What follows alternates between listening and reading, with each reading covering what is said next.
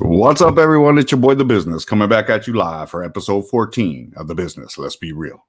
Tonight's special guest is Bart Gonzalez. And, luckily enough for me, I was able to meet Bart many years ago when we were young. Bart and I's families grew up around each other, and we kind of known each other for a long time throughout the ways. Went to school together. I've known Bart for many years, and I've been able to watch the progression of Bart and been able to see what he's been able to do throughout his life, so it's been cool to watch.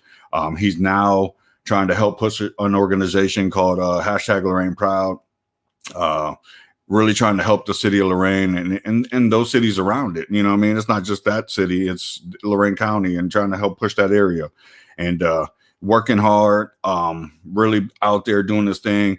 And we're going to talk about that. We're going to talk about his whole life, like I said, growing up in Lorain, what it was like, some of the things that took him away, and when he came back, what he's been able to do since then. We're going to talk about, hashtag Lorain Proud, how it started, where it's at now, and what he's looking to do in the future. And we're going to do a Q&A later. Hopefully you guys chime in. But for now, The Business. Let's be real. Episode 14.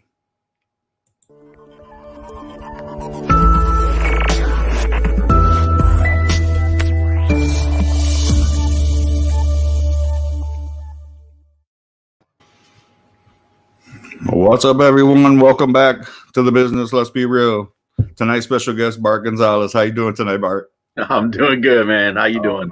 Good.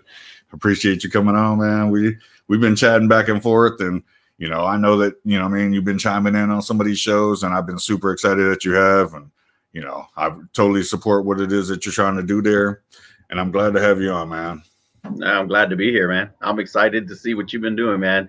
It's a platform to let everybody hear their story, man. So being able to listen to some of the past episodes, man, I just love listening to another Lorain proud person just being able to tell their story. So anybody who allows you to let your story be heard is awesome. So I'm excited for that. I totally appreciate it, man. I know that you've seen some of the past shows because we talked about that, and you kind of know how I do it. Like, I kind of run through a timeline of each person's life. You can, like I told you before, you can elaborate as much as you want. You can cut it down to whatever you like. If you could start by talking about what it was like growing up in the city of Lorain. And, I know you come from a pretty good sized family, what I'm saying, for our generation. Not too many people had as many kids as your family had, and that's what I'm saying. Like, the generations did. Like, my dad he's one of 13, what I'm saying? So that generation had a lot of children, and then our generation kind of slowed down a little bit. But you come from a big squad of boys, man. So if you could talk about Lorain growing up, what I'm saying, and what it was like for you and your family growing there. It was good. It was hard, but it was good. It made us who we are. I'm the oldest of 6 boys. My mama is a saint. So being able to take care of 6 boys, my dad working 9 in the morning till 9 at night just to provide what you had to do. My dad is the youngest of 9. My grandmother was the oldest of 16. And so you can only imagine. We do have a huge family. If you have a last name Gonzalez, you by default, everybody assumes that you're related. So we both have Gonzalez, but we're not related. I was like, but it's a huge family. So I think that's it in a nutshell. When you grow up in Lorain, you get the steel belt. You by default, everybody assumes you either work at Ford or a steel plant. My dad beat the odds and ended up selling furniture at Valley City Furniture, and supported us all of his life working there. And so it's pretty cool. We were one of those in the branch. You grew up in Middle Lane in a little house with 6 boys, and then we had to move to a bigger house on 31st Street over there, right next to where El Centro used to be. I was like, that big house, and I grew up there for the rest of the time. So already got the kids chiming in. They're on mom's phone. You see them? They're like, "Go, Dad." That's awesome. Yeah. I was like, family. I love them. Hey, man, who else is out there? Post in there. Represent Lorain in the house. Who's here? Yeah, I'm like, you got quite a few viewers already, bro. But yeah, like I said, I mean, I guess kind of talk though more in depth, I guess, if you could about growing up there, like and what like some of the culture of Lorraine is. Can you go into that? Because I kind of touched on it when I was telling my story about, what it was like going to the international festivals back in the day when we were young, you know what I'm saying? And just seeing everybody there. Everybody was there. And it was the coolest place to be, man. Like, and just kind of some of some of that culture, if you could dig into it. Honestly, when you said international festival, man, I'm back when it was at May Credit. I was like, it's fenced in back in the parking lot. Yeah. That's what I'm talking. I don't know. I haven't been to another one. That's how long it's been since I've been to one. That's the one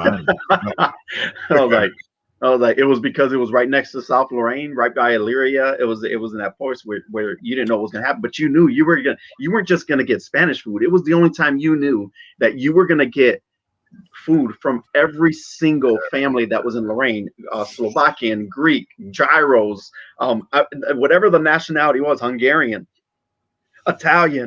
I was like, there was a booth where you can get whatever you wanted, and it wasn't fast food. It was the original moms and grandmas in the kitchens, and when you tasted it, you knew it was made the night before. It was prepped the week before, made the night before, and it was served for you fresh. And it took a life of its own. And I know the international festival is still going, and just like everybody, we're how do you keep something going with the original roots? Because I remember churches would get involved, and the older ladies would go to the kitchen and make all the authentic food to generate money for their church. And so, but when you have an older generation now that's no longer cooking the food, and you have the new generation coming up that doesn't have the same skill sets, they weren't taught, or we didn't want to stay in the kitchen with grandma peeling the beans and shucking the corn and making the assembly line for the pateles and sofrito once a year. Everybody had to come together to grandma's house. We all joined in making sofrito, and then you got to take 2 or 3 jugs home with you, so you didn't have to worry about it for the whole year. Family historians, look at this. I think somebody just said proud Slovak Lorraine girl in the house down on the bottom. So well, yeah, those of you that are signing in and you're not being able to see your name on there, you just got to give StreamYard the okay for us to put your name on there. And once your name pops up in there, I'll be able to put it up on the show. Vicky Flores chimed in. She was putting the claps on it, like clapping for us. Vicky, and love it, appreciate it, man, totally. Can you talk kind of, I guess, now about going to school there, what it was like in that part of your life, like in even in the later years, like going to high school and everything in Lorraine? Oh man, I started out in Homewood Elementary. From Homewood, man, it's crazy because everybody was excited. If you went to Homewood, you knew at 6th grade you get to go away for a week to Mohegan. I don't know if you remember that, right? I thought I was being slick, and it was a big group of us, man. If I go back to the group that to 6th grade, I was so excited. 1st to 5th, you see all the older kids in 6th grade, they went to Mohegan. And then right when I was getting ready to go into 6th grade, they started the program where now Whittier accepted you at 6th grade to be able to do 6th, 7th, and 8th. I didn't get to do Mohegan. I was so mad because I had to go to Whittier and be the youngest group of kids going to a junior high school at Whittier Elementary. And so I was a little salty, if you can't tell. No, I get it, man. No, we did look forward to that trip. We did look forward to that trip. That trip and the tobogganing trip. Remember everybody went tobogganing one year? Like that was the coolest too. Oh, it was awesome. The fireplace and hot cocoa. That's all you remember when you went tobogganing. Yeah.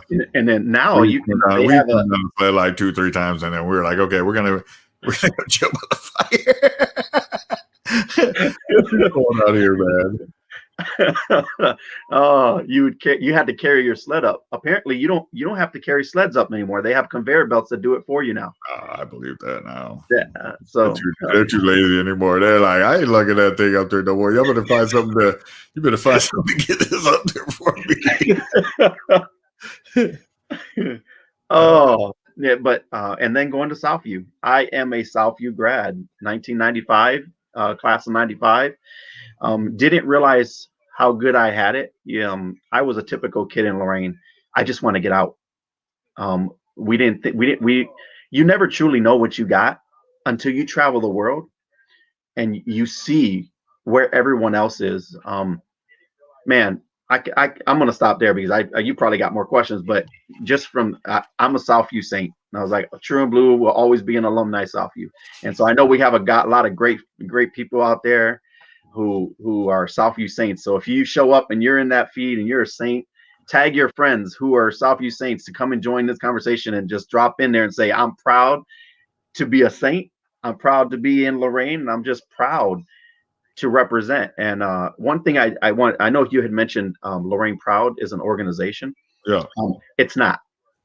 It's actually a grassroots movement of people who want to do a positive spin on what always has been negative. We can sit here and point our finger on somebody to do something, or we can just step up and do it and hope that everybody follows the lead. So Lorraine Proud is just us taking care of what we love, and that's our city. Oh, that's cool, man. And maybe I didn't speak on the organization because of the fact that I don't know. At the time, I'm doing the intro, and I'm like, it's all improv. That bit, like every intro I do, is the intro and the outro are my two like kind of improvs of the show. The rest of it, like the questions and everything else, I kind of skid out. I mean, so if I said organization, yeah, I know I get it. Well, I get it. You know what I mean? And I think that like you and I've talked about, I mean, when I've talked with you about this whole situation with hashtag Lorraine Proud and how I would be willing to help you guys with whatever you need on my end of things. We never talked about an organization though. So yeah. There are some people chiming in. Vicky Flores chimed back in. She says hashtag South Lorraine. Some other people are chiming in. Like I said, I'm not able to see you on here, but you guys know these are your messages. You know, there were the Greeks, the Macedonians, the Slovenians, the Polish, the Mexican food. All there, all at the International. So good. Oh, that's awesome. Saints class of 88. Saints class of 88. 88. I think my sister was class of 89 there, so they're probably All right, man. Give me another question, man. All right, big guy. And let's talk about after high school. You know, I know that you went to the military. You kind of talked about, you know, I mean, I don't know how soon after you got out of high school that you chose to go to the military, but if you could talk about that and kind of talk about, you know, that military time, somewhat of your life. Wow. You know, after you leave high school, what do you do? I was probably like everyone else. It's expected that after high school, it's even encouraged. I remember guidance counselors telling you that, hey, you don't have to worry about anything. You got Ford and you got the steel plant right here. So there's this expectation in the steel belt industry that the only two options you have and you don't have to worry about anything because once you're in, you're in. And so I'm not a steel guy. I wasn't a factory guy. I tried it. It didn't work out. It wasn't something that I enjoyed, that I love doing. I would be in the assembly line and I felt like, is this it? Is this all that I'm going to mount up to? And so one day I just got sick and tired. And I think I came home and told my dad, guess what? I leave tomorrow for the Navy. And I signed up, and it was the best choice I've ever made to travel the world. I was after boot camp in Chicago. They had asked me, where do you want to go? And I was like, as far west as you want me to go, I'll go. Well, I should have specified because they kind of overshot the ocean. And I ended up in Yokosuka, Japan. When you were with the military and you kind of ended up in Japan, how long were you in Japan then after that? And then I guess if you could talk about the military life and kind of how it started to break down the shell of Bart, you know, because Bart was always a shy young man, pretty much, you know, was quiet, you know, you were always around throughout the school, but you weren't like a loudmouth like some of the guys out there. I mean, me included, because I was always a wild one. But you weren't like that, you know what I'm saying? And now I think that, you know, I think you've got to a point now at this part where you and I talked about it the other day, and you talked about how it helped to kind of bring you out of that shell and what now you are able to do. It did. It Go did. ahead. Because when you're put into boot camp and everybody is the same, nobody makes a different amount of money. Everybody is exactly in rank. Everybody has to learn how to work together.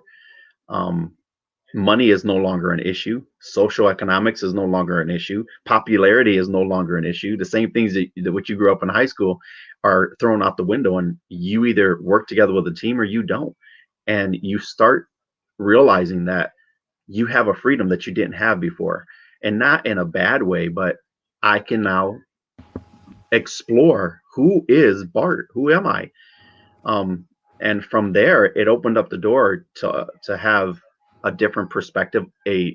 Other people would call it arrogant, because man, I thought I was the cat's pajamas for a while, where no matter where I went, I go up in the mall. If I saw somebody I liked, I just went and started talking to them, and I didn't. There was no insecurities, and if you said no, oh well, I'm gonna go to another person, and just it led to those steps that allowed me to find out who I am, and who am I when I'm no longer have my family around me to protect and family to guide me. And if you live in Lorraine and your whole family's here, you know you can't get away with nothing. That's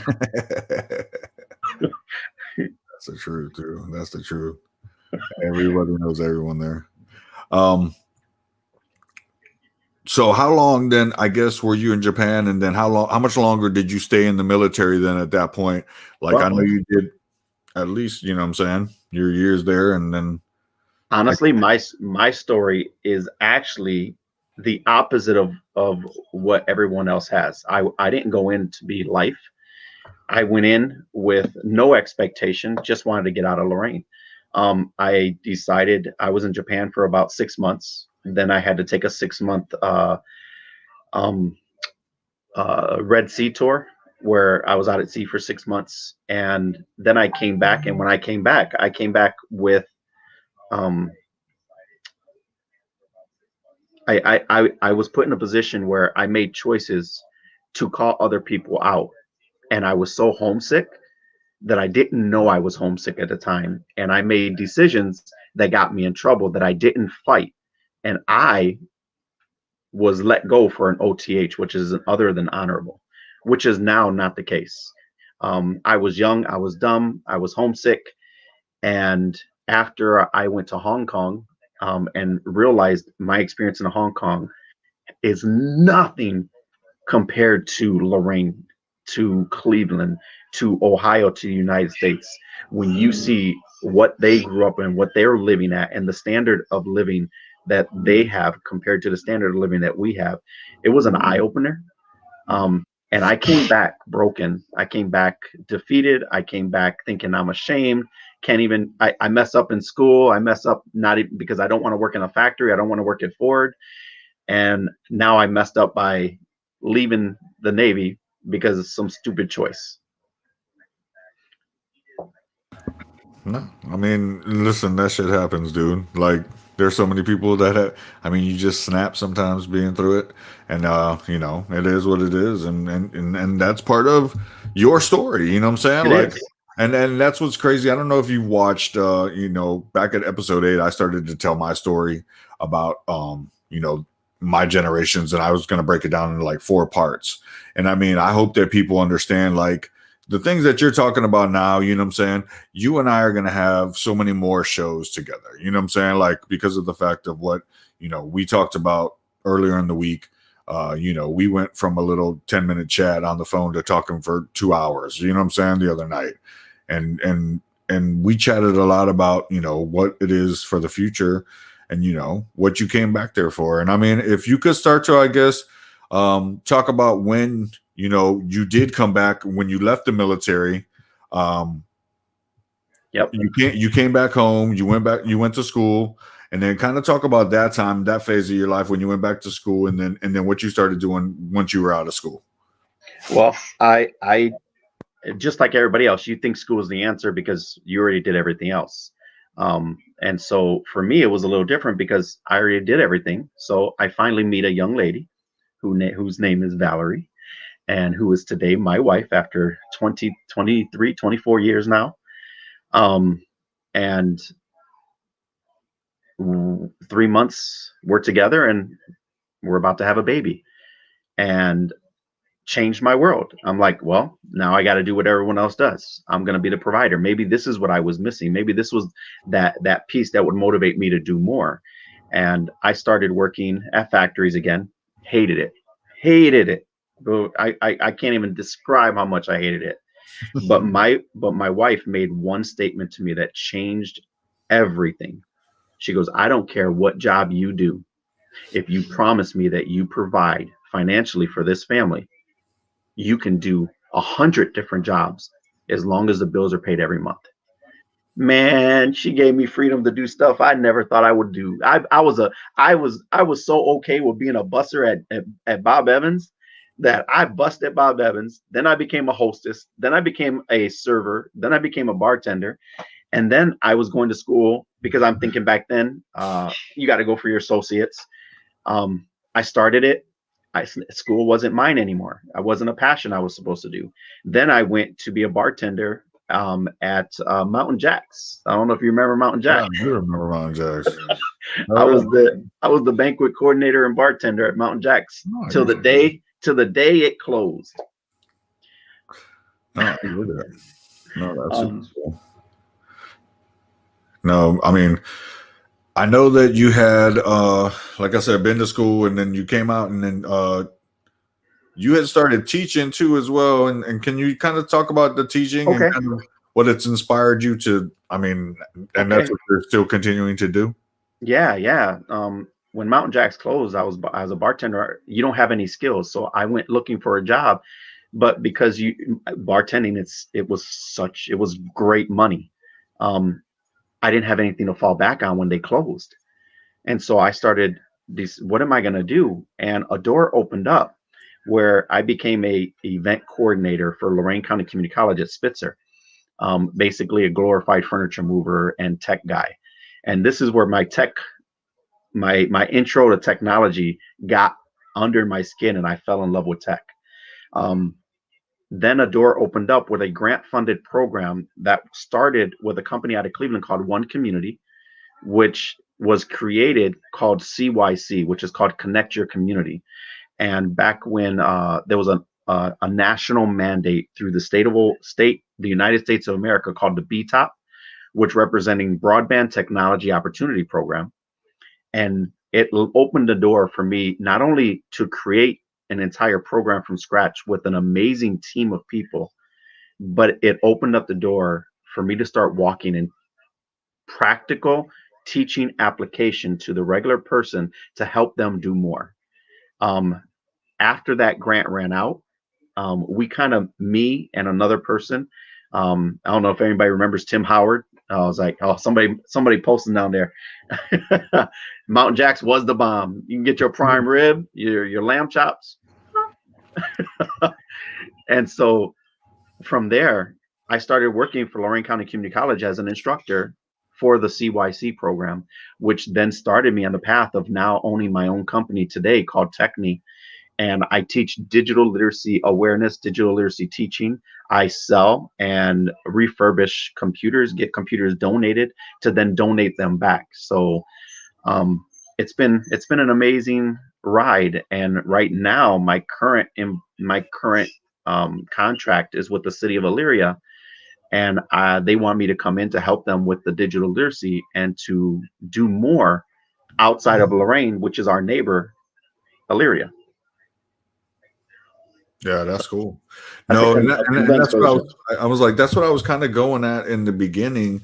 Um, when I was saying about how you're not only trying to help take care of the city of Lorain, but Lorain County as a whole, like all those surrounding cities, because of the fact that, you know, Elyria is a big part of our lives. Avon's a big part of our lives. Amherst is a big part of our lives. Like we all Yeah. have family and people in all these areas throughout this area. Like it's super cool, man. I mean, like I said, I love Lorain County. I love the people there.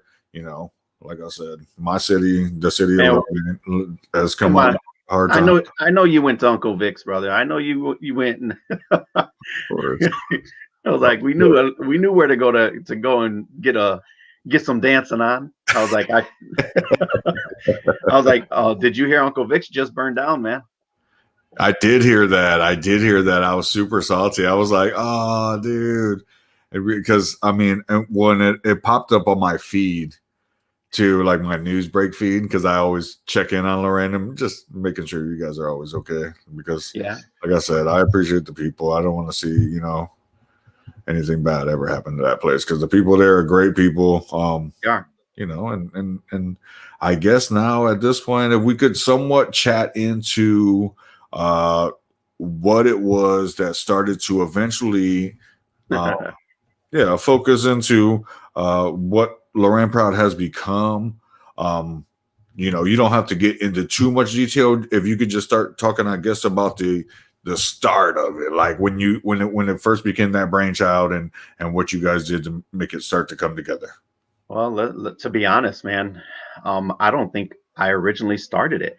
I think it was a grassroots movement of people. I showed up to an event at the Lorraine Palace Theater because a group of people had organized what's called small groups of charrettes. So a charrette is basically getting people together and giving them three questions. All right. And out of those three questions, the last question was, okay, that's a great idea, but we're going to challenge you. You have 30 days to take that idea and actually do it in Lorraine. So basically, they calling you out. So I showed up to this meeting not knowing that I was going to get called out. And I had a great idea. I never knew that someone like me was allowed to just take an idea that benefited the city and do more. So this event just for me personally started me on a journey to be involved with a group of people who are passionate, who did not want to say anything negative because negative never did anything, but to do more from a positive perspective. And then taking a lot of what I do as far as tech, as far as my passion with social media, my digital marketing grassroots, because I'm self-taught digital marketing. I'm self-taught when it comes to using social media. Facebook Live apparently works really well. And so I started using Facebook Lives just to showcase what was truly happening in Lorraine, highlighting people who have been doing this already for so long. And Lorraine Proud by default just became this movement, this hashtag, this grassroots movement of people sick and tired of being sick and tired. And instead of waiting for someone to give them permission to do something, we fall underneath the rules and regulations so that we're not going against anything, but we want to get things accomplished. I wish there was more people in this group, let's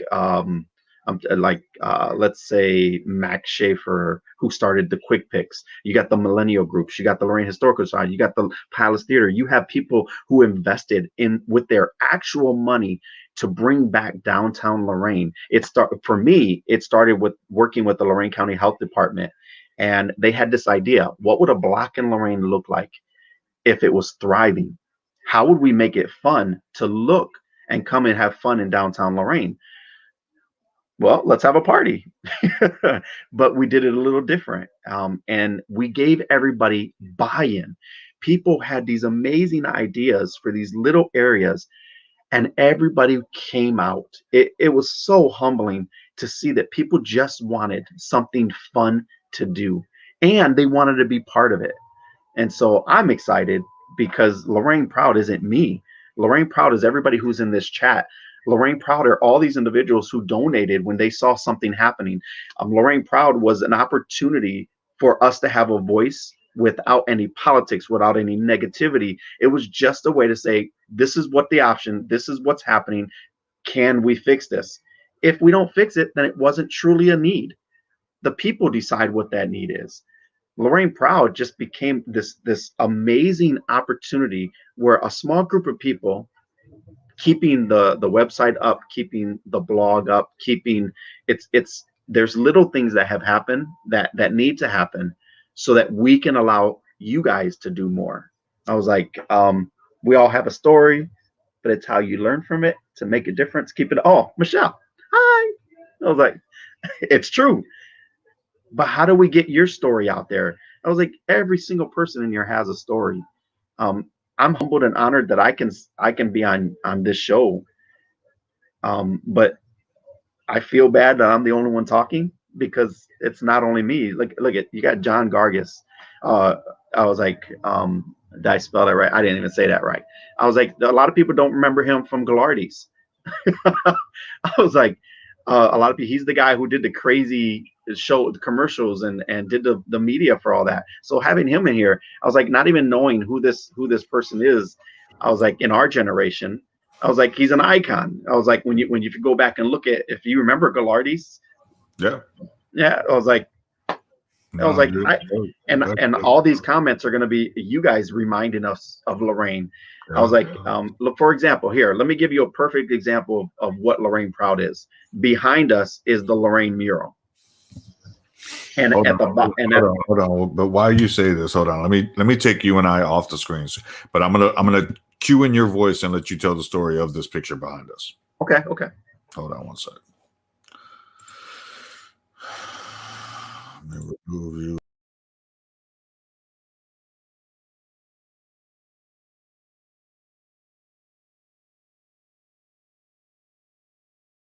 Kurt Page did an amazing job. So when you go to Speak of the Devil, I was like, you're going to get a Tremont, Cleveland atmosphere in downtown Lorraine. I was like, you walk in there, I was like, and you can get food from a food truck person. You can go in there, get a nice drink. But the mural on the side of the building was done by Mike Secletar, who is a great artist and muralist. He's a local Lorraine person. And when you get to a point to do this kind of stuff, you need funds. And they didn't have all the funds available. So they reached out to other people, and we had money available from people who have donated money. We saw a need. Everybody said, hey, if you ever see a need, we're donating to you, Lorraine Proud, just because it's a physical agent that can keep everything accountable. We are underneath the umbrella of the Lorraine Historical Society because I want to make sure that we have checks and balances. We want to make sure that if anything were to happen, nobody can say that you did something wrong with funds that weren't your funds. And I love being held accountable. We love being held accountable so that we can do more. I was like, and so that mural is a perfect example of what Lorraine Proud wants to be. We have LorraineProud.com. If you go to LorraineProud.com, we actually have a Patreon account. And anyone is allowed to be a monthly subscriber. And we're saying $1 a month for a year, $12 a year. If we get 100 people to be a faithful subscriber, that money then goes to projects like this. We want another mural, a big mural, to be right next to the Palace Theater. You know, that little walkway that goes next to the Palace. I was like, we want to paint that. There's plans where people want to paint that whole wall to make it look beautiful. I was like, the wall right next to Palace where it has the alleyway going all the way through the Black River Landing. I was like, but let me get away from downtown Lorraine. South Lorraine right now is the next big thing. I was like, I see a grassroots movement of people in South Lorraine that are doing more. Now, right now, it's awesome that Ray Carrion is spearheading a lot of this, but let's be honest. He's only the person that people are looking at. But if it wasn't for the people who are there to show up to help him do this stuff, they have a budget now where those banners. I don't know if you saw the banners. I did. I saw the gymnasium with the banners in it. Yeah, for sure. Yeah, I was like, that's a great idea. I was like, and Ray, he's doing some amazing work. Then you got Fred Lozano. I was like, a lot of people. I was like, that man works a full-time job as a mailman, right? And he still invests in all these local people. You start out with Basco Brewery. The man helped get Basco Brewery. He helped them get established. And now he's doing another little thing. He's got his beard. I was like, he's a local entrepreneur who's doing more. I was like, but he's loving investing and networking in his community. I was like, oh my gosh, in my head, I got like 100 people in Lorraine that are top it up. We ain't got no time limit. I told you, go ahead. Just put some people out there. Go ahead. I was like, man. Go ahead. Let's right now. You know what? Amy Price. I don't know if you remember Amy and PB. I know she's got like a real estate company that's fucking booming, ain't it? It is, but she decided to take over the old Lower Mat building in South Lorraine on 28th Street. That's where her headquarters is now. She invested in it. I was like, and she took what she could have put anywhere and established herself on South Lorraine. You have the local businesses that are coming up. You have Tony Giardini, and I don't care what anybody thinks about every individual. I was like, he's investing in Lorraine. You got all these people who want to do more with the shipyard. The shipyard is beautiful. I was like, if you wanted to have an event, a wedding, I was like, all the windows that are open there look directly to the drawbridge. It's a beautiful view. Like if you're in Vermilion, Sandusky, I was like, our lake is amazing. You got the Port Authority who's been doing some amazing work with the Friday night music festivals. Every Friday night, there's live music right there underneath the drawbridge at the Black River Landing. It's become the spot that everybody wants to go to. And I literally over 100,000 people showed up right before COVID on a Friday night. It became one of those like go-to spots. Let's see who else. You got Kenny Morero. I was like, I think I saw him on the show with you as well. I was like, came back home because he loves his mama and he loves his dad. Yeah. I was like, and he wants to do so much, and he's doing a lot now that he's at LCC and he's helping out with LCC, and he's just a mover and a shaker. He's teaching, dude. I love it. I love seeing when he's working with the kids and stuff like that. Yeah. I was like, let's see who else, man. I was like, if I can call out almost a lot of different people who are doing some amazing things, and I was like, this is what I get excited about, because it's not about one person. I was like, it's about being able to work together to accomplish more. And you having me on the show, dude, I'm excited that you decided to have podcasts. I'm excited that you didn't just want to have a podcast, but you started reaching out to people who you grew up with. I was like, it's like it organically happened. Yeah. And what I can tell you from the data and the statistics of Lorraine Proud is it's not just in Lorraine. You know how many people were born and raised and came in here when the whole boom with the steel mill, reaching out to everybody in the United States. And then when it closed, everybody went back home. I was in Japan and I ran into somebody from Lorraine sitting down at a bar next to me. What are the odds of being somewhere you never thought you're going to see anybody? And it wasn't until that moment that I was so homesick because I didn't realize the way we talk, the way we communicate, how we think, how we operate is not the same anywhere else in the world. Yeah, no.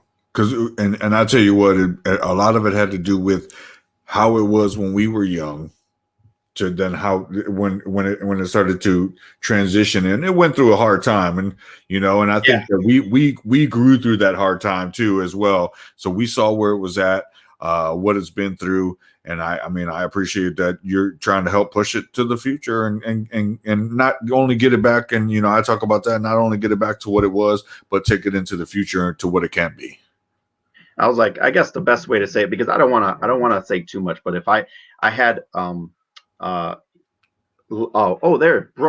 Fetter, who a year ago just had a passion and desire to create a magazine called Lorraine Local Magazine. And she loved what Lorraine Proud was doing. And we fostered and we wanted to encourage her because it was a great need to actually take the small grassroots stories and put them into a magazine that highlighted what Lorraine is. And she's on her third issue. And she was at we had a meeting Friday. And I was telling them, hey, you guys, I was invited into a podcast to talk about Lorraine Proud. And what's the best part about what I like about the whole concept of what we hope Lorraine Proud to be, because it's not just one thing. It's morphed into this living organism that changes depending on the culture. And when you see a need, you just want to fill a need. And anyone who wanted to donate on Lorraine Proud to the Patreon account, I was like, I would love to be self-sustaining, so that anytime anybody saw a need, they knew they can come to Lorraine Proud for a micro grant without the politics, without the red tape, without the structure. We can say, hey, you want to put flowers in downtown Lorraine? Here's some money. You know what? If you want to do a mural, hey, you got the permission from the city? Here's the money.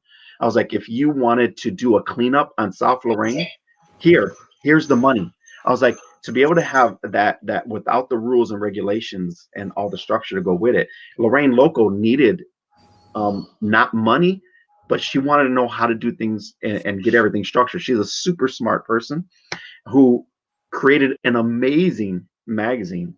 And then she had somebody reach out to her recently and said that the magazine inspired her to start her own magazine to deal with mental health because of everything that's happening.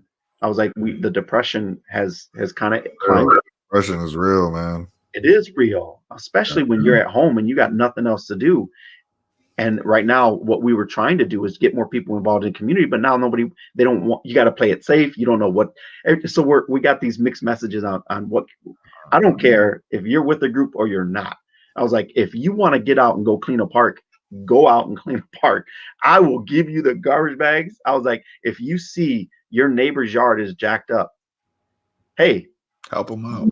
This is what I look at. I look at economic development. Yeah. And if I'm going to look to buy a house in Lorraine and I go to a block and all the houses are trimmed, whether it was the person who owned it or the person who in the block wanted to help out, the property values eventually are going to go up because now you can start selling houses. Man, basic economic. I was like, and I'm probably giving it the watering it down a lot. Making it seem a lot simpler than what it is. Yeah. It's not that easy. Yeah. It isn't. Hey, it's cool. It's cool, dude. I mean, and the thing is, I know you appreciate the place. I did want to pop up some of those comments. I know you had talked about Michelle Rosario tapping in. She was like, we all have a story, but it's how you learn from that. It makes a difference. Keep up the great work, Bart. And that's true, man. I mean, you're doing a good job there, man. And I mean, the people appreciate you and appreciate what you're doing, dude. It's important, man. I mean, your buddy John tapped back in. He was like, thanks for the mention, Bart. Click on this one later. Ricky was talking about, Oh, she tagged Ray. Yeah, when you chimed in about Ray Carry-On. And then, talking about the banners too, because that's a cool idea. It was super cool that you guys do that for the city. You know what I'm saying? You know what's best about that? All the proceeds for every one of those banners goes back into a South Side fund. So all the Oakwood Park cleanups, that money that's being purchased, for those banners are going back into the South Side of Lorraine. I was like, and so just hypothetically, if a banner costs $50 and you pay $100, $50 goes to that, and $50 goes into a bank, into the fund to support the reinvestment into the beautification of South Lorraine. And so he's been doing some great things there. I don't know who said that. Someone keep South Lorraine alive. Just open up to the StreamYard, please, because I can put up your comments, but if you don't open up, or type your name in there. Yeah, or type your name in there. Yeah, and he'll chop it right back up to you. I promise. But yeah, and then I know that like that was somewhat the branch out to it. You know what I'm saying? You guys talk about how you guys are just a group of people that are just trying to blaze a new trail. You know what I'm saying? And that's what's cool about it all. Is that you guys are blazing that trail and you're, what I'm saying, starting to bring some light onto the city. We talked about the depression of what it is right now. That was how this truly started back up for me. You know what I'm saying? Because of the fact that I was sitting around, I was jobless. I was, I'd just gotten laid off from the hospitality industry and from food and beverage. And I was like, how can I do something that kind of helps to get me out of this depression? What can I do? You know what I'm saying? And I'm like, well, I can get back online and start talking and, use my platform to help bring light to people with their, with their needs and what they can do, in the future, and I talked to a couple people, artists early in the day, and they were like, dude, you start a show up, I'm there with you. You know what I mean? So my first couple shows were of artists and, and then I really, who were entrepreneurs who were off that could, like, I had Justin Stan on episode 1. He's an entrepreneur out of Amherst, and he works, but he also does this wood, and metal industry that's huge, dude. And then I have another artist out here in Florida, and I kind of went back and forth, and all of a sudden then I started to really get into, like, that was what I wanted to do, was kind of bring entrepreneurs to light, bring businesses to light, bring these small businesses that these local artists and local businesses are trying to become, and kind of help them, because that's what I am. I'm a local business. I'm a local artist. This is my art right here. This is what you see. You know what I'm saying? Like, this is what we're trying to do. And I'm trying to help anything that you guys have going on. You know what I'm saying? I told you that from the get. I think that would be a cool, like, double situation between me and your magazine writer, that, you know what I'm saying, she do a bit on me, and I bring her on and do a story about her as well. Because I think that, you know what I'm saying, we can chat it up and kind of just talk about her story as well, the same way we're doing with you tonight. Because Brooke would love it. Her name is Brooke Fetter. No, that's cool. I was like, just to hear her story, and where she wasn't always, she says, I feel bad because she doesn't feel Lorraine, but she's Lorraine. Whether you were born and raised or you decided to invest and move in Lorraine, you're still now Lorraine, and you are the future of Lorraine. So I love this merge of what can happen in the future here, because we are reaching with Lorraine Proud, for example, or that we already hit 50% population in the city of Lorraine. I was like, we have the data in the back that says we've already reached half of the population, which means that the people are engaged. People want to see change. They don't want a negative. We have enough negative groups out there. I was like, to be able to find one that every time you look at it, you see, wow, I didn't know that. Hey, I didn't know that. I was like, Bob's Donuts back in the day, man. You remember it was either Link's or it was Bob's Donuts. All right. Illyria, you go to Link's. I was like, and then in Lorraine, you went to Bob's. We haven't had a donut shop in here in so long. And now in downtown Lorraine, Martha's Bakery should open up. I was like, and everybody, sometimes we were like, why is it only in downtown? Well, let's be honest. What city have you ever gone to that if it does not have a thriving downtown, does not have a thriving outside city? Like because you need that infrastructure, and because there is a little infrastructure created, now we're branching out to the east side and the south side, and then it's going to by default wrap around the west side back. And we need to support, not because you have to, because some of the places, it was like, you don't have to go and get a full meal. I was like, we want you to do more, as far as like, go get a cup of coffee and sit with some friends, read a book. I was like, you don't have to go do something super extravagant, like get a $12 cheeseburger and you're on a budget and now you can't pay your bills.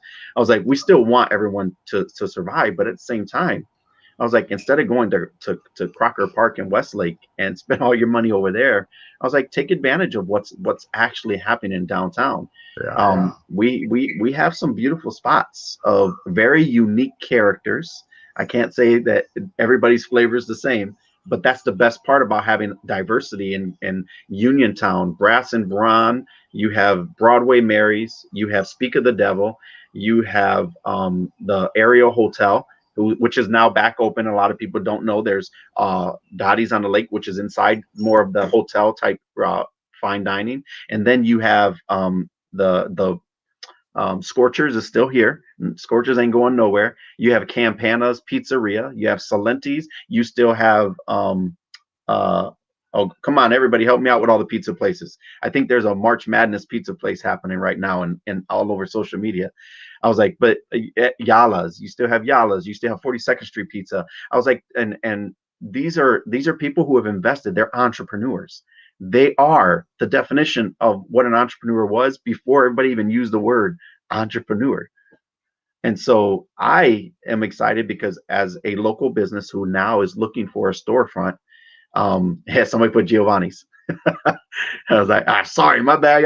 I can't forget Giovanni's. Like, come on, you can't mention 42nd Street without mentioning Giovanni's, man. It's the battle of South Lorraine. My bad. I didn't do it on purpose. You're a 42nd Street boy, obviously. Everybody else like, where's the Giovanni's? Why you don't say Giovanni? I was like, right away, I felt it. I felt it when it was posted. That's awesome. But I was like, just getting excited and getting other people involved. Everybody who was in this chat, I would love for you to want to be part of just anything, whether it's the South Side Lorraine, whether it's Lorraine Proud, whether it's Lorraineites, whether it's getting involved with a nonprofit organization, supporting a local business. For example, a lot of people, we still have Rainbows, but the best part about Rainbows Market is there's another Puerto Rican spot that opened up down the street called the Lorraine Pastelillo House. I was like, I'm sorry, I love my thick pastelillo dough with folded crust. I was like, Rainbows, I don't feel, that's not my pastelillo style. I was like, some people like the flat, just folded over style. Oh yeah. I like my dough. I was Yeah. like, so I go there because I like my dough. I was like, you know what I'm talking about. Yeah. I get it, man. You know me. I love my pastelillo too. Boy. I can't wait to come back home. I'm definitely gonna hit up that spot. You know what I'm saying? Dude, yeah, he right there, 1700 East 31st Street. It used to be that little candy store where you walk in, get the penny candies right on the corner. But now it's a little Spanish Puerto Rican spot. Nice. That's dope. That's dope. Some people are chiming in, and like I said, I'm sorry I can't put your name up, but they're like so proud of both of you young men representing our city proud. Keep up the amazing work. Lorraine deserves it. That's true, man. Thank you. Love the city, man. Love the people there. Like I said, appreciate you coming on. Victoria's talking about getting pool to be utilized, hopefully somewhere in those funds from banners and other donations. You're talking about the pool there in Oakwood Park? Yeah, they've been doing so. I know they painted the pool. They're hoping to get the swimming pool open this summer. Okay. They put these awesome courts. I think the last time he had about 50 people show up to clean up Oakwood Park. And so it's no longer the city who has been only maintaining it. The people have came, de-weeded, and all the funds to cover the supplies, the garbage bags, all that's coming from that pot. They put flower pots right there on Seneca, right by El Centro. They're basically trying to make our city look. South Lorraine is coming up. I was like, South Lorraine, in my words, in my what I believe, they just did a street, a brand new. They put bike lanes on 31st Street, all the way from Metro Parks all the way up 31st Street, till you get to the PC Campana area. It's a straight shot. So they got bike lanes. They put bump outs. So there's some redesign. I don't know if I agree with all of it. I was like, it still looks nice, but at the same time, if you know anybody on 31st Street who had a house, they didn't have the parking spots they once had. I don't think they're too happy about it. but there's some cool stuff happening. I was like, it's the fact that organizations and people are starting to work together.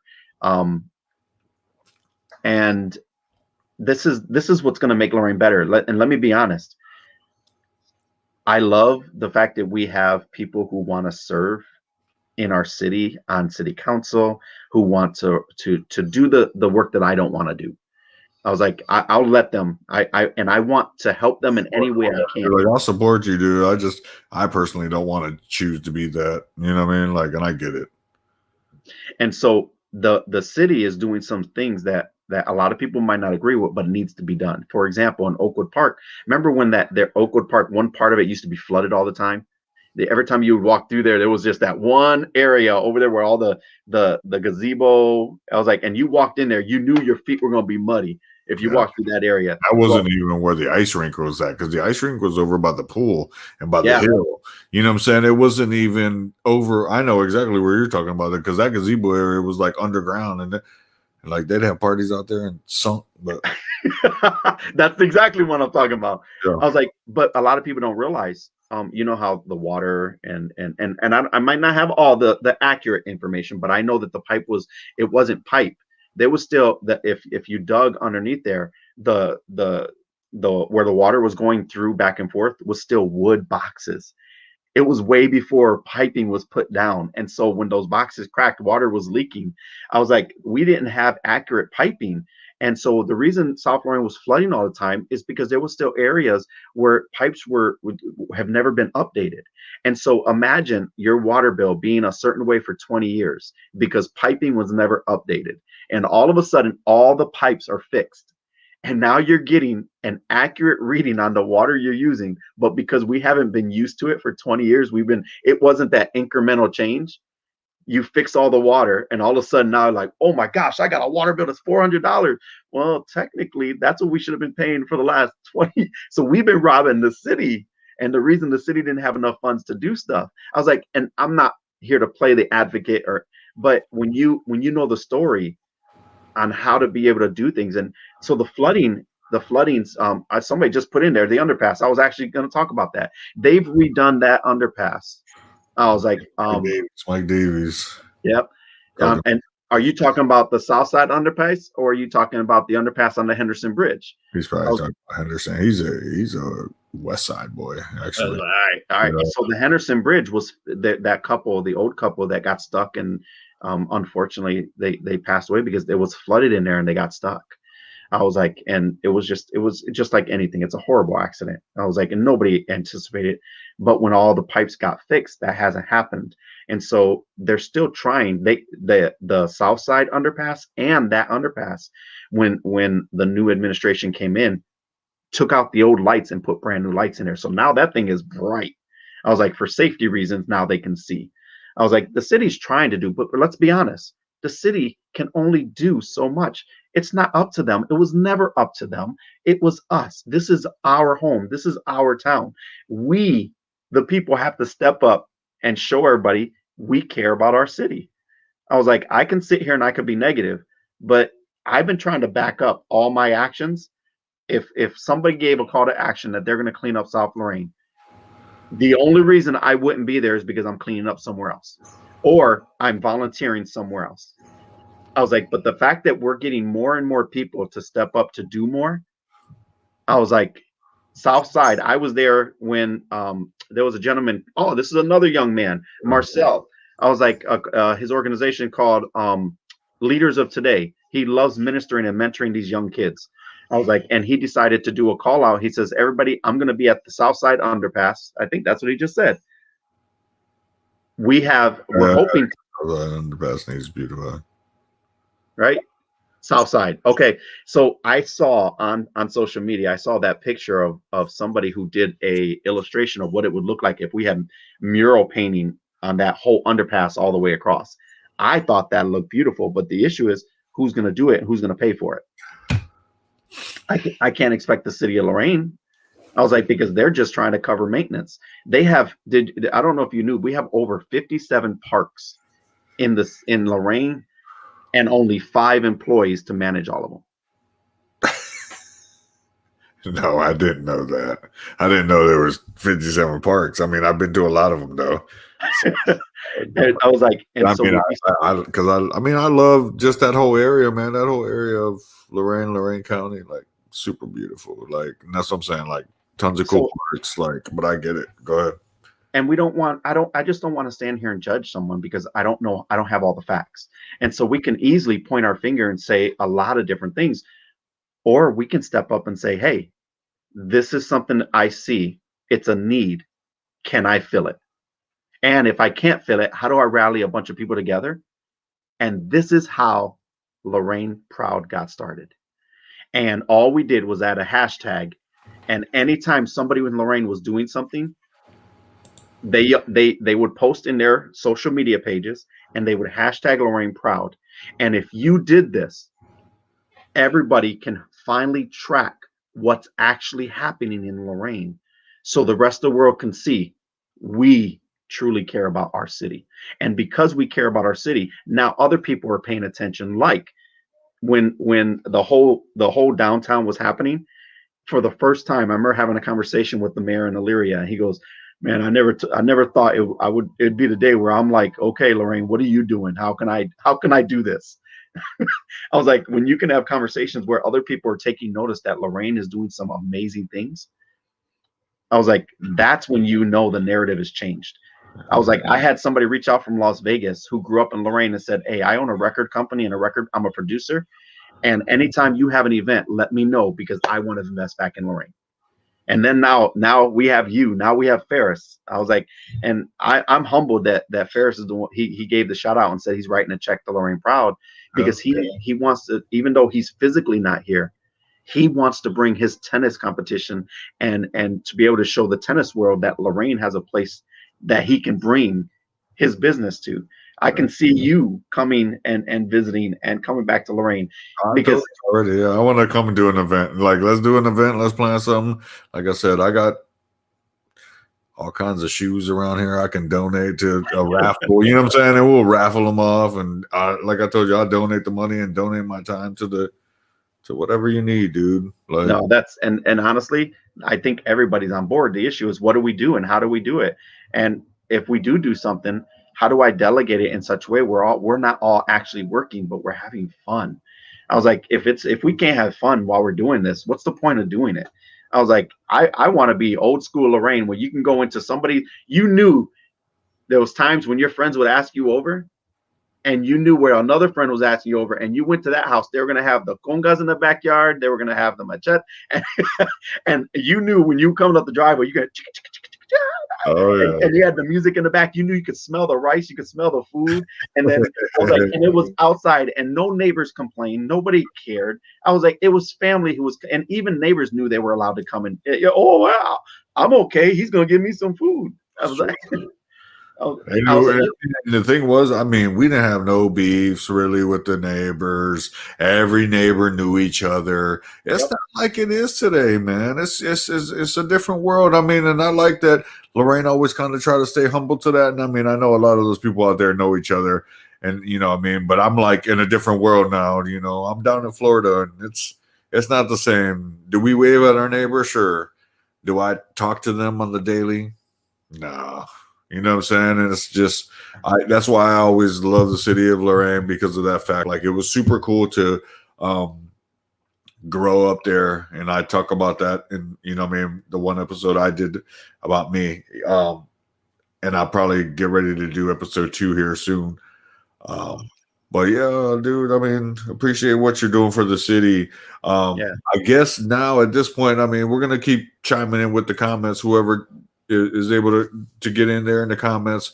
We appreciate you guys chiming in, man. I mean, he's trying to answer any questions that you guys have because of the fact that, you know, this is, you know, he's serious about this. He's serious about trying to help out his city, his, you know what I mean, where he grew up. And we're all out there trying to help you guys, you know, become the best that you can become, because I know what it's capable of.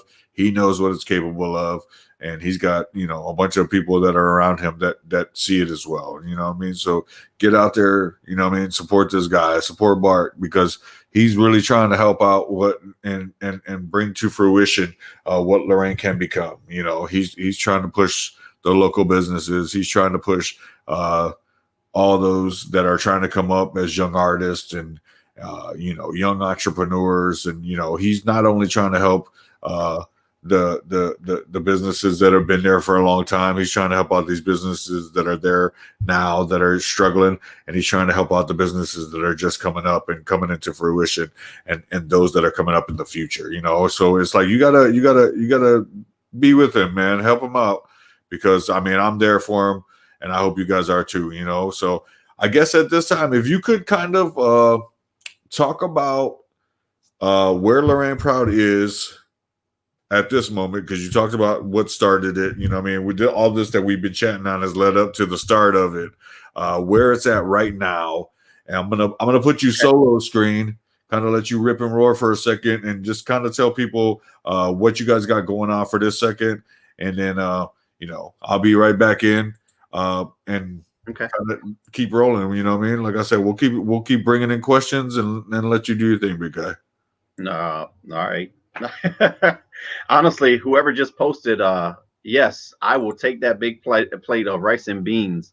And I was like, I think Tony was all on board as well.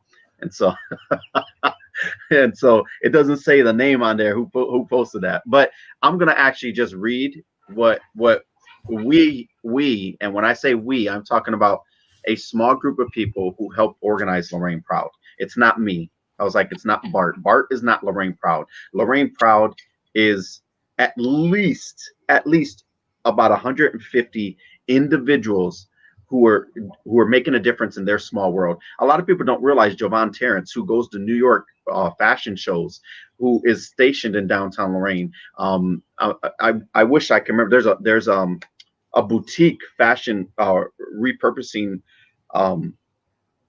Oh my gosh, you have there's so many individuals who are trying to do more.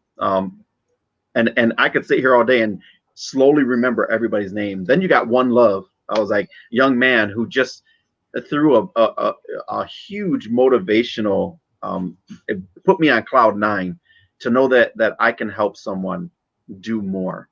Relics closed. Thank you very much. See, that's why I got you guys in the feed. I was like, he's been doing amazing with him and his wife. But this is what I consider to be what for Lorraine Proud. The hashtag Lorraine Proud is okay, but we noticed that it was kind of hard to define because everybody's like, they see Lorraine Proud, but they're not fully understanding. But if you took the word Lorraine and you took the word proud, and they both relate to you because you live in Lorraine and we want to be proud, we forget that we are Lorraine proud because we live here. Lorraine isn't a place, it's you who lives here that makes Lorraine better. And so we got a new hashtag that we're going to start practicing this summer, and it's called We Are Lorraine Proud. It's been quite it's been quiet, excuse me. It's been quite some time since life has been normal. Just a few years ago, many felt excited about the new businesses calling Lorraine home and Broadway Avenue beautification happening in so many different ways. Although there were some hardships, in true Lorraine Proud fashion, our community was able to do what we are very good at doing, and that supports one another. It hasn't been easy, but the movement is in motion. Lorraine Proud is a grassroots movement and is still supporting those in our community who are making a difference. And it strives to empower others to do the same. Get ready, because in the coming months, keep a lookout for some more inspirational stories that are captured and will be capturing the moment of more individuals who are doing more in Lorraine. That's the easiest way to say it. I appreciate you, dude. Like, no, that's super cool. Hold on, I'm gonna put up the new hashtag too. I'm gonna pop in with you, and I'm gonna pop up that new hashtag, man, because that's pretty cool that you were talking about that, and that's that, hashtag We Are Lorraine Proud. You know what I'm saying? So it's like, be with him, be with him. He's trying to help y'all out. He's trying to help out the city, and I know there's so many of you out there that that he's trying to bring to light and help out their businesses. And we talked about it before the show. My plan is to have him bring some of the people that he knows on here, and let's showcase their businesses so that you guys get to know them a little bit and get to know the people's stories and what led them to bringing a business to Lorraine and kind of what they're trying to do and what they're trying to accomplish. And so I think there's a comment. Where am I at here? All right, you want to talk about this one? So what's going on in Lorraine downtown with the COVID-19 shit things down? Nothing. Everything that we've been doing, I was like, restaurants are open. Restaurants are meeting all state regulation with and working hand and foot with the health inspectors, the CDC. They have done everything in their power, and they're open, and they're allowed to be open, and they're meeting all the requirements for you to feel safe. The one thing you're probably gonna run into is there's a lot more people than you think who are eating out. When I go downtown, I try to find a place that's quiet, and that's harder now than it was a month ago, because people are just, they don't want to be cooped up. And the weather, if you haven't noticed, it's been a lot better. The sun's coming out, and with spring coming, they just confirmed that the Port Authority is doing the concert series. So they confirmed the Friday night concert series. It's going to be outside, it's going to be live. So that is happening. And there's a lot more businesses that are actually coming that a lot of people don't see yet. And so I'm not allowed to say anything because I didn't ask them permission to say anything. But I'll be out there, bro. I'm going to come visit y'all. I'm going to come out for one of the shows, man. That's what I was talking about. The summer concert. Like I'll be out there. You know what's up. Yeah, that is officially. They said yes. The concert series is there. That's the last I heard. So yay, I got that. At least I knew. She's like, "What about the concerts?" And like, you just called it out. And she was like, "That's great to hear, man. That's awesome." No, that's super cool, man. Because I've wanted to come out there for a show, and I've seen a bunch of cool shows going out there, and I know. Pre-COVID, man, it was popping, dude. And I know, so it's tough. Lorraine Proud via Kentucky. Yeah, a lot of the Lorraine Knights, man, made their way out to Kentucky, dude. Yeah, they did. What's up, Kentucky? Kentucky in the house. I was like, I don't know who is that, Ferris, or is that someone else? I was like, I know we have Vic Santiago's out there because he was at Ford. DJ Vic. And I was like, that's another one, man. He wants to do some stuff here in Lorraine. He's trying to bring the Spanish music back to Lorraine and do some salsa and merengue nights again. Oh, that's awesome, dude. So people need to get back out there, start living life again. I mean, I know it's tough, and but we can't hide. Hiding is only like you were talking about before. It's caused a lot of depression. This COVID-19, dude, and like what it's been able to put on to people, man. It's going away, man. I mean, look at Mike Davies is via Kentucky. Who's Ashtabula? Yeah, Lorraine Proud in Ashtabula County. Look at that. What? That's awesome. Yeah. Put your name on there. Click on there. Yeah, put your name in there. Who's representing? Who you are. We appreciate you, man. No, that's so cool, dude. And I think where you guys are going in the future is it's great, man. It's like you guys are constantly pushing. You're constantly trying to bring a spotlight onto the city. Oh, Debbie Antis. Yeah, I grew up next to Debbie. Debbie's Southsider for real. That's a South Carolina. Southview girl, Southview Saint too. There we go. I was waiting for the Saints to come in. Yeah, I'm like Southview Saint too, representing. But yeah, like I think that what you're doing is great. What you guys have continued to do is important for the city. You guys are pushing there, and I like it. Like I said, when I was leading up to this and seeing what you've been doing on the backside before we were able to kind of settle this in and get you on for the show. You and I have been following each other, and I was watching what you were doing with Lorraine Proud and watching what you were doing with other organizations and kind of just doing your thing. And you started to watch the show and seeing like what you said. You saw that I was trying to bring some Lorraine people to life and kind of show their stories, because I think it's important for you guys to tell your stories. They're all great stories, man. And it's like, it's cool to be able to tell my story as somebody from Lorraine and somebody who's proud to be someone from Lorraine, and I've never doubted Lorraine and kind of knocked what it is that I had when I grew up there, because I love that time and appreciate the city and appreciate the people, man. So you are Lorraine, brother. Yeah. Oh yeah. I was like, and so dude, and remember I tried to tell you, I was like, maybe we should only do a half hour. I was like, and I caught myself looking down now, and I'm like, man, it's a lot. That's a lot. Yeah, that's good. That's what I'm saying, though. But this is what the people want to hear, and you and I talked about that. I was like, we got no true time limit to it. I mean, we're not trying to kind of put ourselves in a box, because that's the whole point of being an entrepreneur and being, what it is that the future needs. Just like, don't put your, what I'm saying? Like, really, don't put your dreams in a box, man. Like, amen.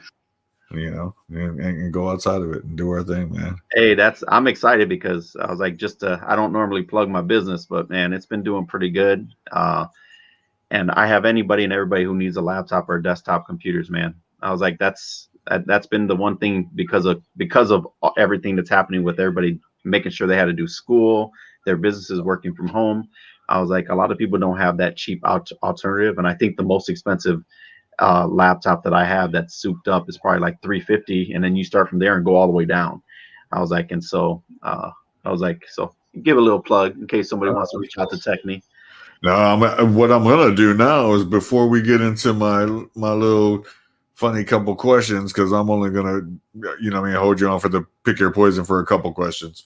What I want you to do now is, if you could plug yourself in the business and kind of talk about you and what it is that you're doing, and then talk about, I guess, Lorraine Proud, like I said, what you guys are looking to do truly in the future, how people can get a hold of you, contact you, stay in touch with what it is that you're doing, because like I said, I think it's important, and I think people are gonna try to help you out with whatever it is that you need, because like I said, it's important. It's important to help out these local businesses, guys. And if you get a chance, check out my boy Bart, because he'll have the information for you to do your thing. So I'm gonna put you solo again.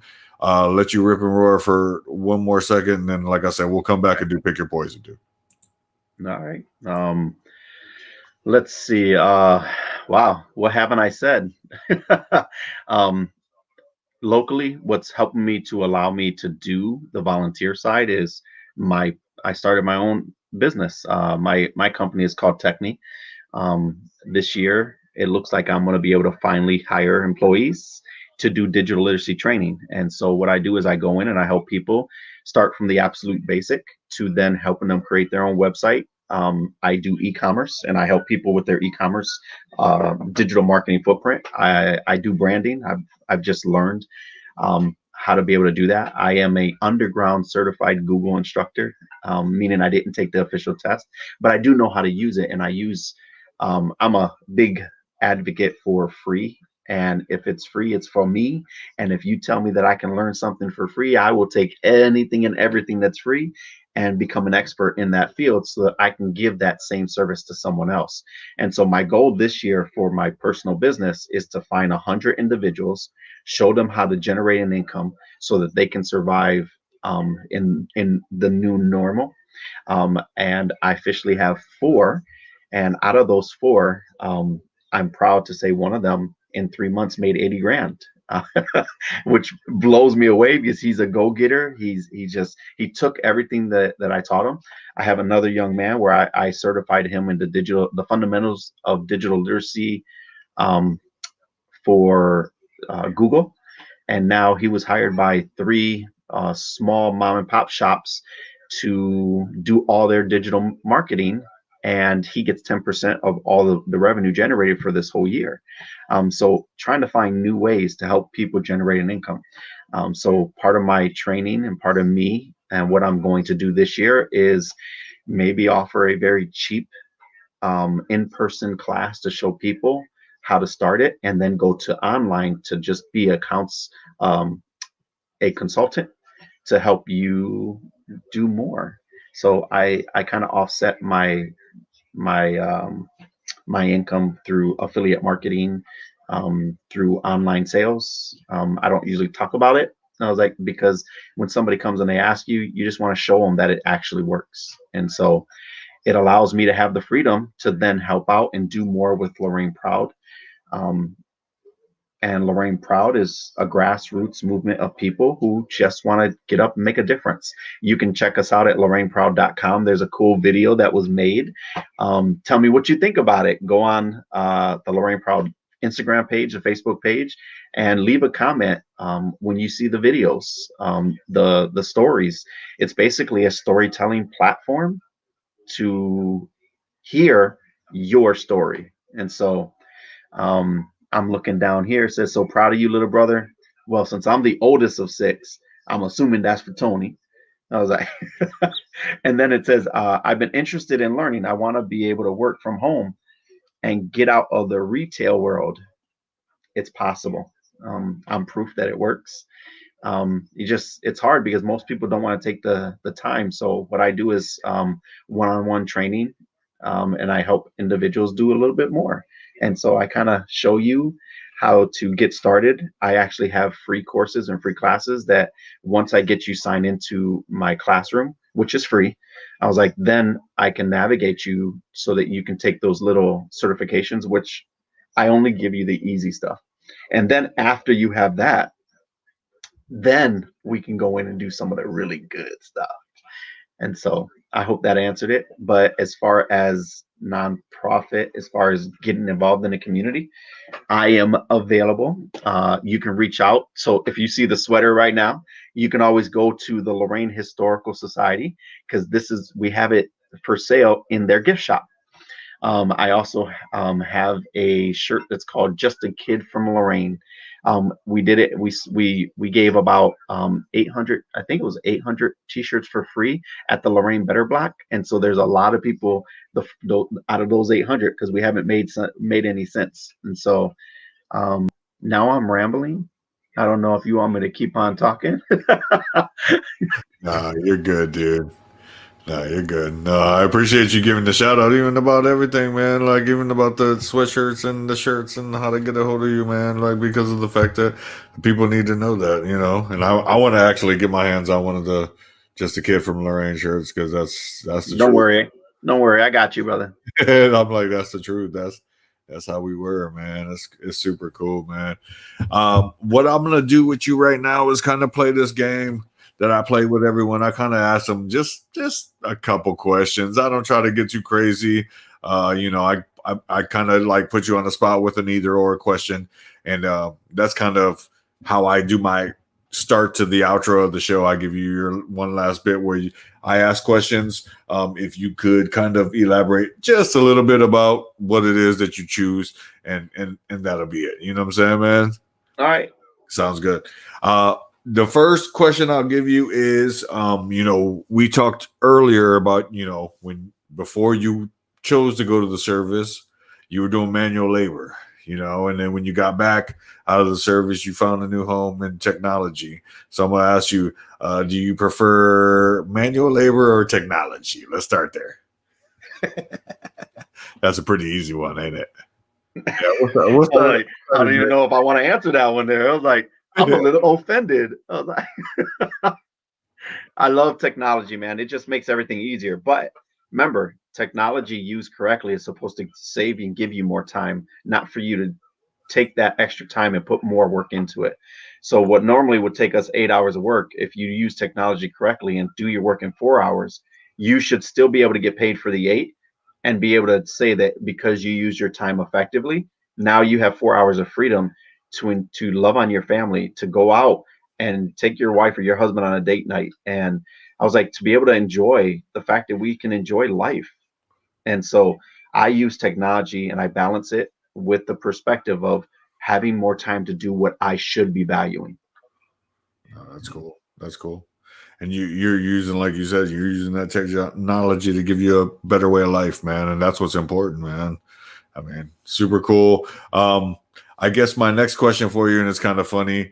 I don't know if you really mentioned it when you went to boot camp, but I think you did earlier in the show. You talked about going to Chicago, and I know your love for Lorraine, so I was going to kind of give you the choice of a city like Chicago or when you made your move to Japan. Like, what's your choices between Chicago and Japan? How do you feel about Oh, that?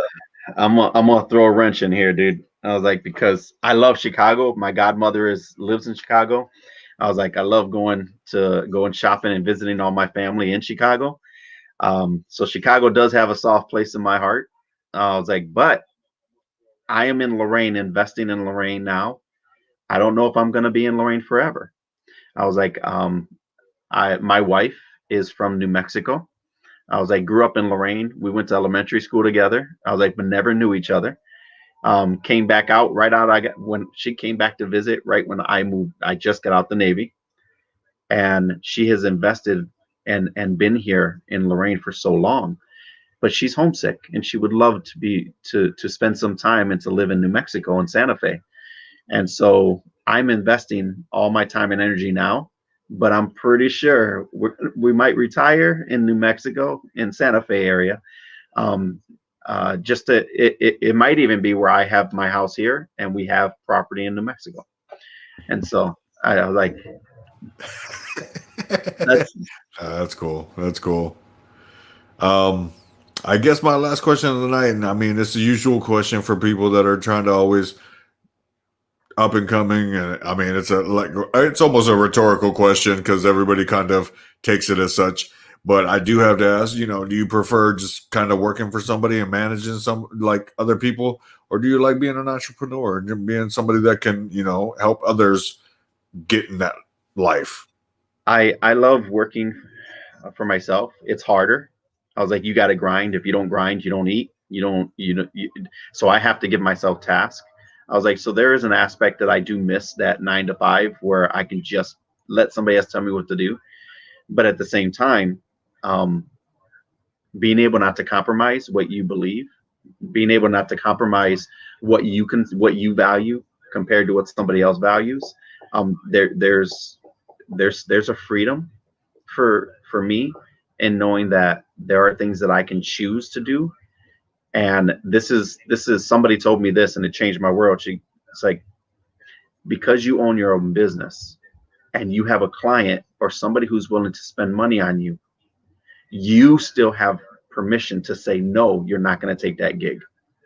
You're not going to take that job because it still doesn't line up to where you want to be and who you want to be. And so I love that freedom. And because of that, that's what gave me that leap of faith to start my own business. No, man, that's cool, man. Totally appreciate you, dude. Appreciate you being able to come on, like I said, and chop it up just about what it is that you've been through personally. You know what I'm saying? Our stories are all different. I hope that you guys were able to appreciate what Bart was able to bring to the table tonight because, like I said earlier in the show, this isn't the end of Bart on my show. Bart's going to be on here many a times because we're going to, work together and do what we can to kind of help, like I said earlier in the show, put a spotlight on what it is that you're trying to do and some of the businesses that you're trying to help. And like I said, all those young up and coming people that are able to, bring it on and let's talk about it, dude, because it's super cool that you're working with these people like that. And I totally appreciate you. And I hope that people appreciate you too. 31st and Pearl, everybody's popping in still. Totally appreciate all you viewers that were able to come on tonight. Bart was such a great, guest. And I appreciate it, man. Like, who's on 31st and Pearl? I was like, I know a lot of people. I was like, all right. I was like, it could be my family. I was like, we pop in here. That's the truth, man. I was like, I was on 19. I grew up on the 1900. Where at on there? They'd be like, they know what's up. That's cool. Like, it's cool. Yeah, no, totally appreciate you, dude, coming on. What I'll do now is kind of drop you backstage. Otero. The Oteros, yeah. We'll drop you backstage, kind of do my outro, do my finishing quote, and we'll chat right after the show, dude. All right, brother. All right, big guy. I appreciate you, man. Yeah. That was Bart Gonzalez, man. Totally appreciate the guy. He was so cool tonight to be able to come on. He's super busy guy too. I'm luckily I'm getting able to catch these entrepreneurs and business people that are so busy and they're willing to come on and talk about what it is that they're trying to do. And, they're talking about their life stories too. They're putting it out there about what they've been through in life and all the things that they've gone through and what has put them in the place that they're at today. And that's what's important. Everybody has their own story and I'm trying to spotlight that. I'm trying to help you guys get on here and tell your stories. And this is what it is that we're trying to do. Because I have a story as well, and I only started to touch into it a little bit in episode 1, and I'm going to really start to push forward in, the next coming episodes that are coming up, because my son was talking to me earlier in the week, and he really wanted me to get on with part 2 of the life of the business, and I think I'm going to do that for y'all next week, but I totally appreciate what Bart was able to do. He put a spotlight on Lorraine Proud and where he's taking it. We are Lorraine Proud and the hashtags and hopefully you guys get behind him and support what it is that he's doing. I know I'm going to. I'm going to always be excited to watch this story unfold because I want to help support y'all. I want to help this city come back to what it was and move on into the future because you guys are important to me. And, I got a lot of family and friends there that I want to see succeed. So, with that being said, I'm going to drop my final quote of the night and get you guys out of here. The best preparation for tomorrow is doing your best today. We all look around and we all want to be a better day each day, and if I can have a chance to make today so special that yesterday was jealous, that's the way it needs to be, and you guys got to look at it like that. You got to try to make it each day better than it was yesterday and make yesterday jealous. Enjoy that. Thanks again to Bart Gonzalez, hashtag Lorraine Proud. I appreciate you guys all for coming on tonight. With that being said, the business, let's be real, episode 14, over, out.